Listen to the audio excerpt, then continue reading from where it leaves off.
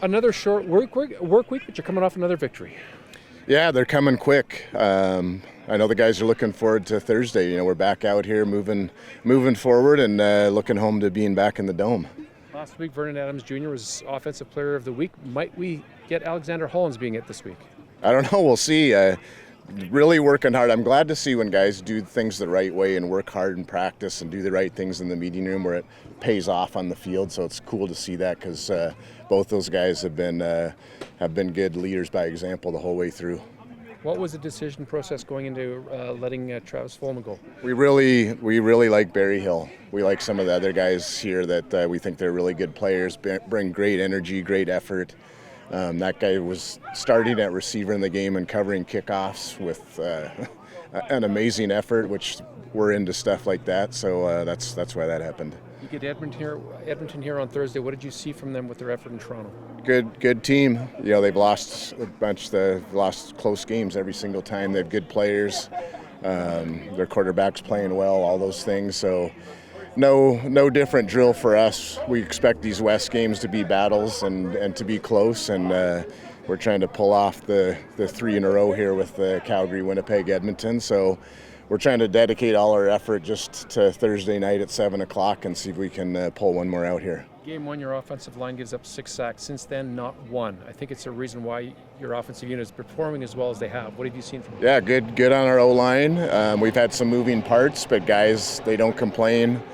Kelly does a great job with them of just getting them really prepared and ready to go. And I was really impressed last game. The crowd was loud in Winnipeg, which isn't surprising me, especially in the fourth quarter when the game was on the line. It was very hard to hear and communicate, and they weren't fazed by it. So good for them for stepping up. When a guy like Hollands has a game like he did last week, will he get extra attention this week? He could if he keeps doing it over time. I mean, we've been using him all the way going back to the 22 playoffs. He was here on the practice roster. We could tell he had something. Our coaches were just itching to try to get him on the roster whenever we could, and when it fit, we did. And he's been very consistent. But I would think teams would have to pay attention to him. But on the other hand, we hope we got other guys too that you can't overlook. What's the key to finding those guys, finding Hollins? And that's mostly our personnel department. Yeah. So good on them. Ryan Rigmaiden and his staff have a really good handle of what a CFL player looks like, and they literally beat the bushes all the time for those guys. And that's how you live in this league: is you find your own players. You can sign free agents once in a while, but if you're making a living signing other people's players all the time, it doesn't usually work for chemistry or salary cap or whatever it is. So you got to make a living on finding your own players, and we're lucky we have the personnel department we have. A year ago we were talking about Hatcher and Rhymes, and lucky now it's a whole new crew. That's about finding guys.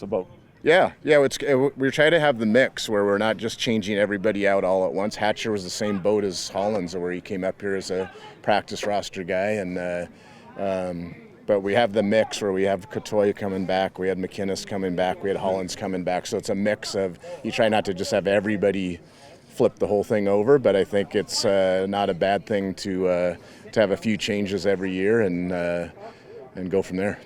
Are the Eskimos, they're better than an 0-3 team, aren't they? Elks. Yeah. Elks, I'm sorry. That's okay. They are. Like I said, all their games have come down to the fourth quarter, and they've been really close, and they've been playing good teams. Like, the teams they played are all really good teams. So I'm not getting caught up in their record. Still too early for all that stuff. As we expect them to come in here, and we expect it to be a close game again. And I hope our guys are getting I don't know if the word's comfortable, but being okay with playing tight games in the fourth quarter and not being fazed by it. Thank you. Yeah. Thanks, Coach.